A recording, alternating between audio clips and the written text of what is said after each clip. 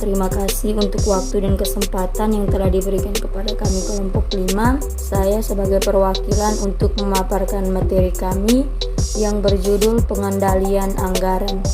Pengertian: menurut Sondang S. Geoghegan 1999, pengendalian anggaran adalah proses atau usaha yang sistematis dalam penetapan standar pelaksanaan dengan tujuan perencanaan kegiatan, sistem informasi penggunaan keuangan, membandingkan pelaksanaan dengan tujuan perencanaan kegiatan, membandingkan pelaksanaan nyata dengan perencanaan, menentukan dan mengatur penyimpangan-penyimpangan, serta melakukan koreksi perbaikan sesuai dengan rencana yang telah ditetapkan, sehingga tujuan tercapai secara efektif dan efisien. Tujuan pengendalian anggaran: yang pertama, memperbaiki profitabilitas; yang kedua, menjamin bahwa rencana terlaksana; yang ketiga, mengubah rencana yang ada sebagai tanggapan terhadap perubahan dalam lingkungan operasi; yang keempat,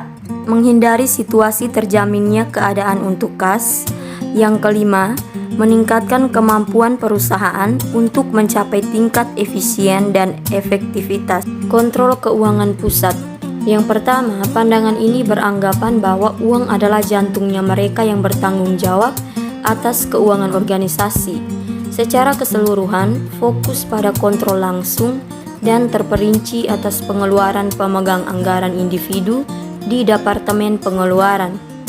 Yang kedua, pengendalian uang selalu dapat dianggap sebagai suatu keharusan, tetapi ada waktu dan keadaan lain di mana ada lebih banyak pilihan yang tersedia yang mempengaruhi keluaran dari hasil, sehingga menjamin keseimbangan yang lebih halus antara pengendalian masukan dan keluaran. Elemen utama kontrol keuangan pusat atau aturan klasik teori anggaran.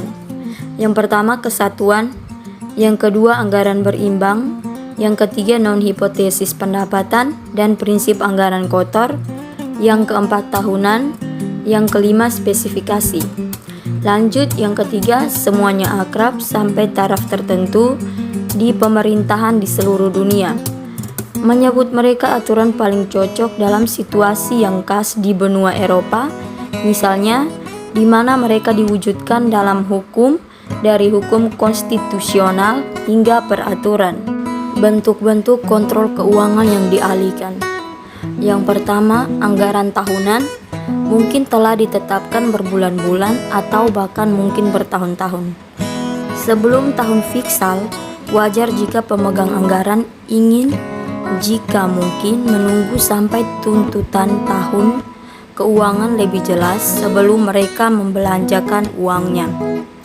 Yang kedua, jika profil anggaran seperti itu direncanakan dan dilaksanakan sesuai rencana, tidak adil untuk menilai pengeluaran yang tidak proporsional ini sebagai pengeluaran terburu-buru.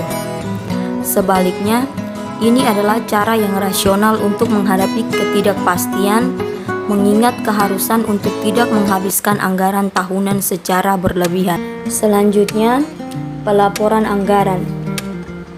Mencakup yang pertama, pelaporan anggaran atau budget report adalah laporan yang sistematis dan terperinci tentang realisasi pelaksanaan anggaran beserta analisis dan evaluasinya.